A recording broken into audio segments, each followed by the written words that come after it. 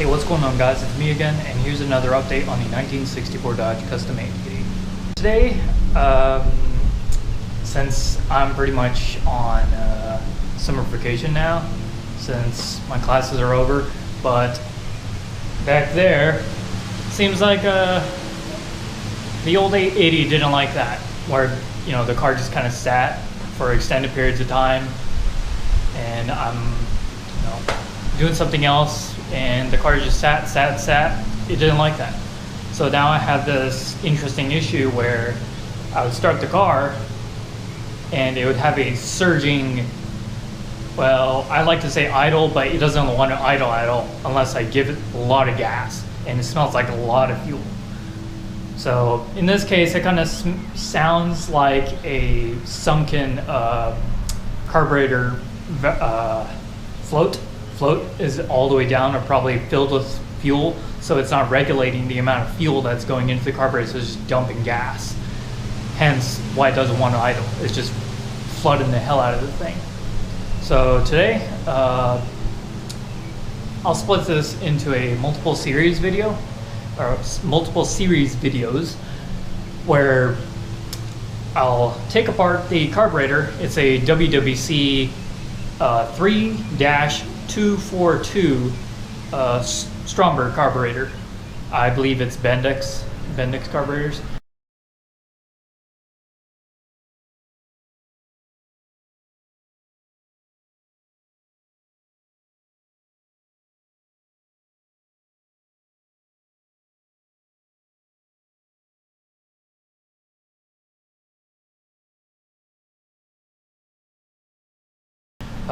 I'm not going to be putting in a 4-barrel yet.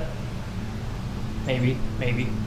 But yes, this is going to be a disassembly or removal and disassembly of the Stromberg carburetor that's on the car right now. So the tools I need to get started on this job is a 7/16 socket. You could use a deep one also. I got a deep one here also in case.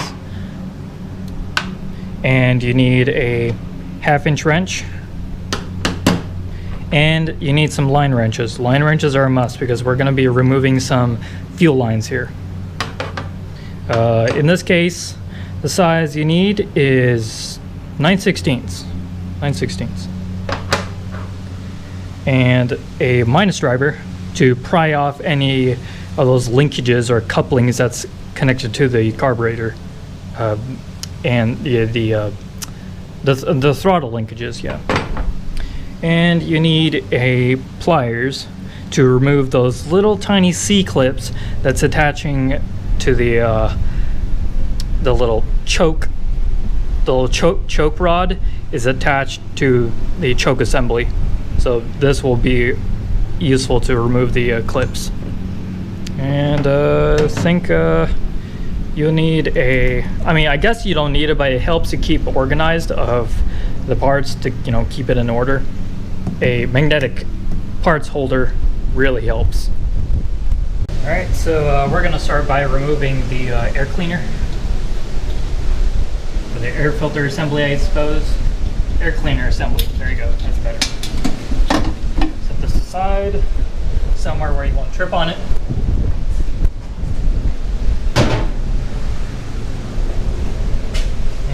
Let's see. There's 4 nuts all around the base of the carburetor. This one, that's a 1/2 inch here. 1/2 inches on the other side. 1/2 inch there, and 1/2 inch back here. And we'll start by we'll remove the spring also, because if we remove these nuts down here, this entire carburetor is just going to get yanked back by the spring right here. So we'll start by removing the spring. Alright, so we're going to remove this spring right here. Just grab it firmly back here.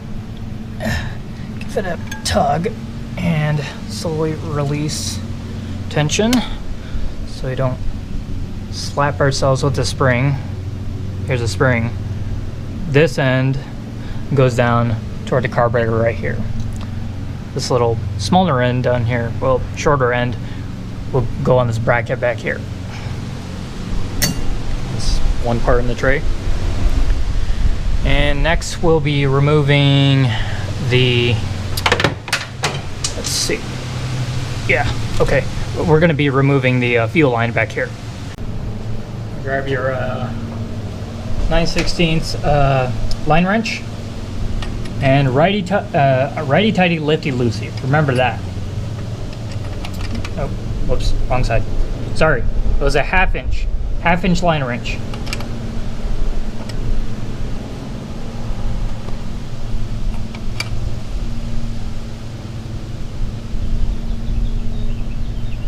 So I kind of pumped the gas earlier, so there should be little to no fuel coming out. And in this case, nothing. Okay, disconnect that. So that's gonna fall. Let's leave it somewhere else. Down here. We're gonna be removing the, I believe this is the choke. Little thermostatic choke down here. We'll remove that next. Just grab your 7/16 socket. All right. 7/16. Here you are.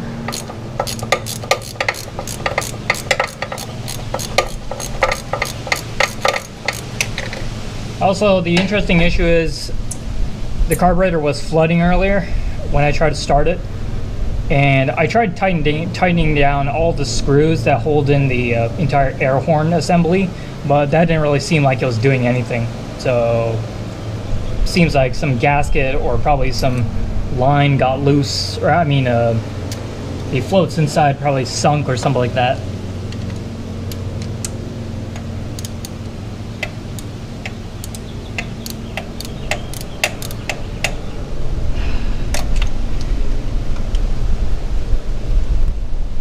Yes, I would probably be saying right now is, since we're dealing with fuel, put on your safety glasses, but right now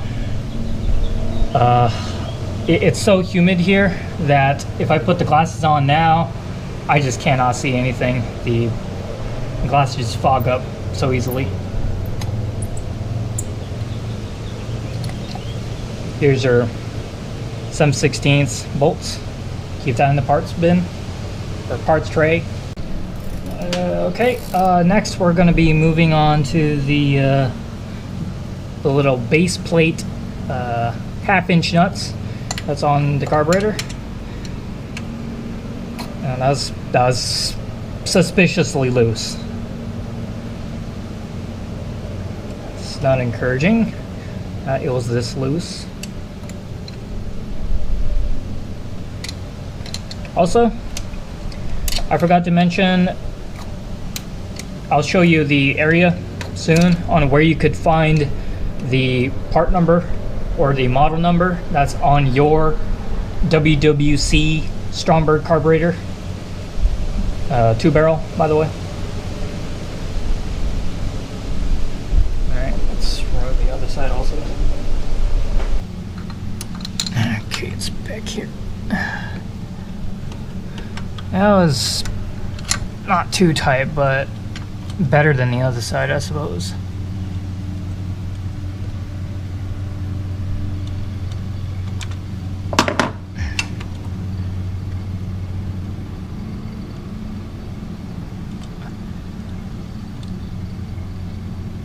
So I suppose since the last rebuild, it's been around maybe 3 years, maybe 4 years or so since the carburetor was rebuilt, so it's probably about time to have it rebuilt again. Or something went, something went wrong if it needs a rebuild again this soon. But who knows? I really wouldn't know the time span of how long it takes until you need another rebuild. Where's my wrench? Oh, right here it is. This one's a little bit harder to get to because it's underneath the throttle linkage.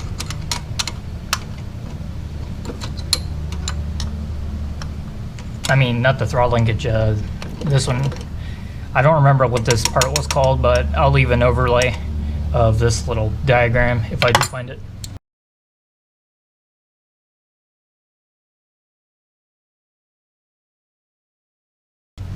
And what this is called.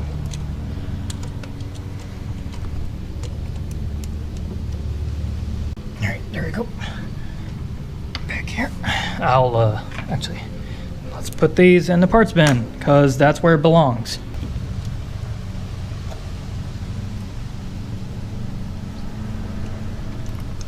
Today's a little bit windy, so who knows, maybe even if I did wear my safety glasses, it wouldn't fog up.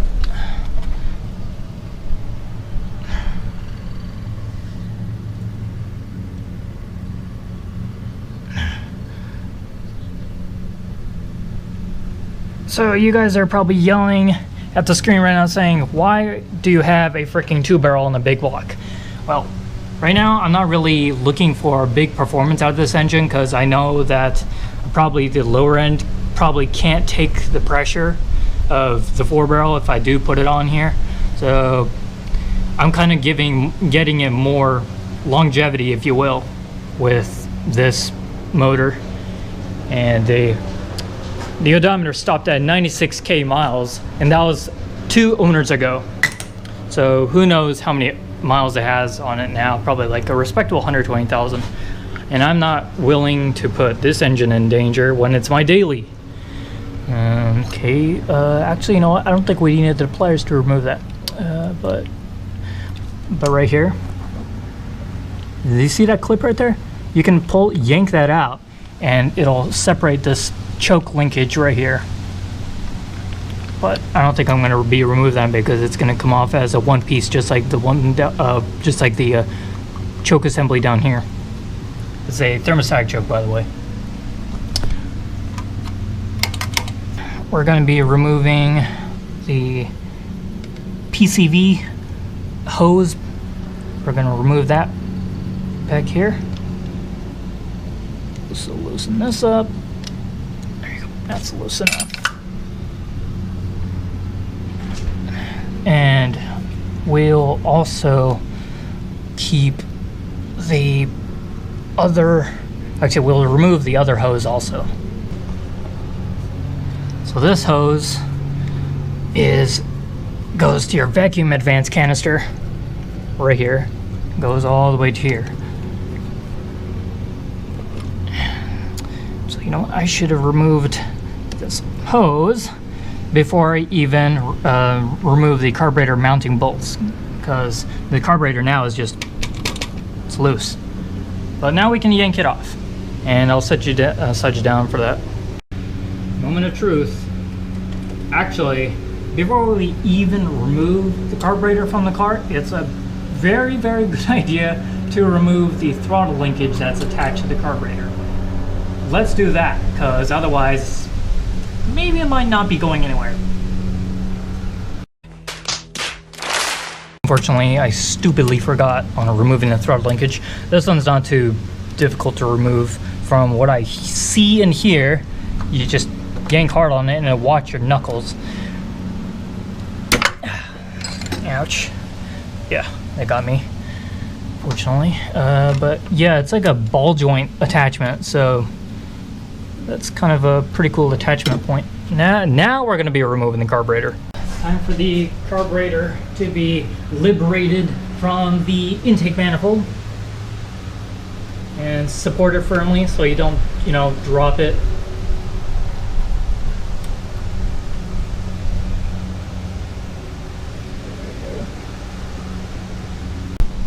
After tussling, here's our prize. A WWC 2-barrel, I believe it's a 3-242 model carburetor. And also, I forgot to mention, the carburetor number can be located right there. I'm going to set the carburetor down so I can show you guys where it is accurately. Yes, don't worry.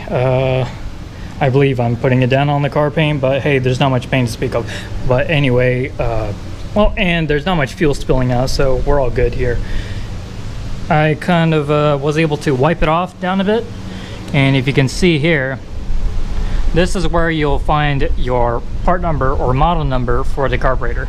Mine is a 3-242, and you can refer that to some kind of service manual or parts manual that's on the some Chrysler, well, service manual.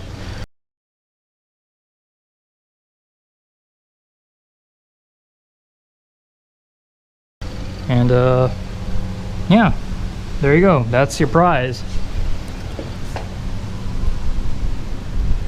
So start disassembling this and start rebuilding it, because I think probably one of the seals are bad in there, especially the air horn seals, especially this one down, just going across the entire circumference of the carburetor.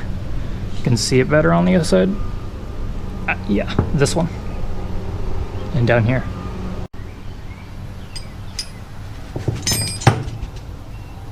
Also, I forgot to mention, when you remove the carburetor from the intake manifold, be sure to cover it off, because you wouldn't want any other junk that's going into the gaping hole on the intake manifold down there. So what I do, I know I've seen somebody use a masking tape, which that probably works too, but right now I don't really have any masking tape, and honestly I'm not about to go down to the store to get some. So paper towel kind of works. Cover off the choke area as much as I can also. It's pretty crude, but this will get the job done on keeping the paper towels stationary. Have another paper towel on top. Take some pliers. There you go. Now that's just gonna stay there until the carburetor, well, the rebuilt carburetor is already back in.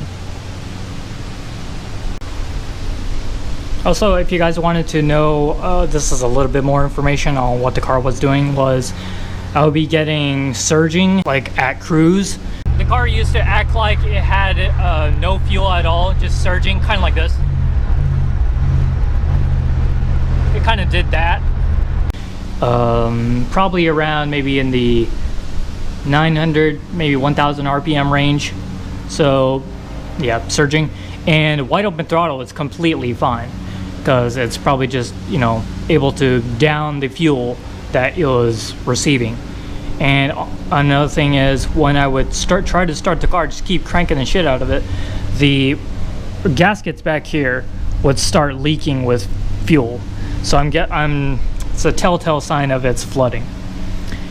And not to mention, what is it? The car wouldn't idle right. The car would kind of do the similar thing at cruise. It would just kind of stumble, and it just you know, sounds like it's running very rich. You look at the exhaust pipe and it would be billowing black smoke, and it would barely run at all. If you give it a shit ton of gas, you know, you can keep it running, but at idle, it's not very fun on keeping it idle. So at stoplights, you know, I was doing a masquerade, or really like a dance, really. I was switching it to neutral, give it some gas, and once it goes green, then I would put it into drive and just floor it and just go, because honestly it wasn't idling correctly. So if I let off the gas, it would die. So yeah, that's a little bit more information if you guys wanted that. Until the next part video, you won't be seeing this carburetor again. So thank you for watching, and please comment, rate, and subscribe, and later on. Thanks.